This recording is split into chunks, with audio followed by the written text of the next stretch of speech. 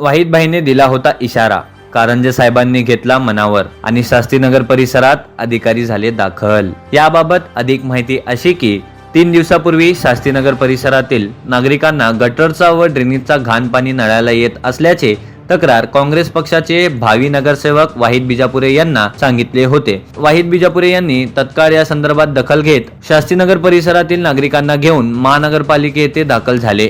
महानगरपालिकेचे अधिकारी श्री कारंजे साहेब यांना भेटून शास्त्रीनगर परिसरातील नळाला ड्रेनेजचा घाण पाणी येत आहे, लवकरच ही समस्या दूर करून मिळावे असाचे निवेदन देत त्यांच्या समोर शास्त्रीनगर परिसरातील काही तक्रार मांडल्या।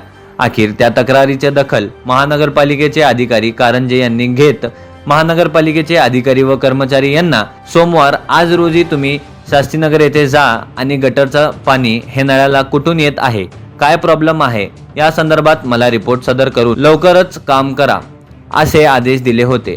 आज शास्त्रीनगर परिसरात सोलापूर महानगरपालिकेच्या वतीने अधिकारी व कर्मचारी हे दखल घेऊन जेसीबीच्या सहाय्याने खोदकाम करून तेथली समस्याबाबत निरखार करण्यात प्रयत्न केले। दरम्यान सदरली समस्या ही मोठी असून लवकरात लवकर या संदर्भात उपाययोजना करण्यात यावी व शास्त्रीनगर परिसरातील नागरिकांनाही आम्हाला सहकार्य करावा असे महानगरपालिकेचे कर्मचारी यांनी माहिती देताना सांगितले।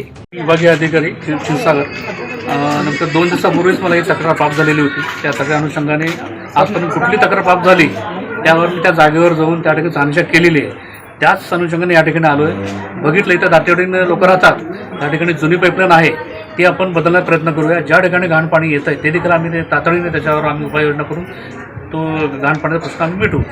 जसं पाण्याचं प्रेशर जे आहे ते पाण्याचं प्रेशर देखील कुठं कमी आहे ते देखील आम्ही तपासणी करण्यासाठी मी आमच्या इंजिनियरचे आदेश दिलेले, ते तपासणी करतील आणि ते हा पूर्णपणे घाण पाणी आणि प्रेशर हे दोन्ही काम होऊन जाईल। आणि याच्यावर जेवढं कॉर्पोरेशनला तुम्हाला सहकार्य करतात तेवढंच तुमच्याकडनं देखील आम्हाला सहकार्य हवं ही पण मी अपेक्षा करतो। यस।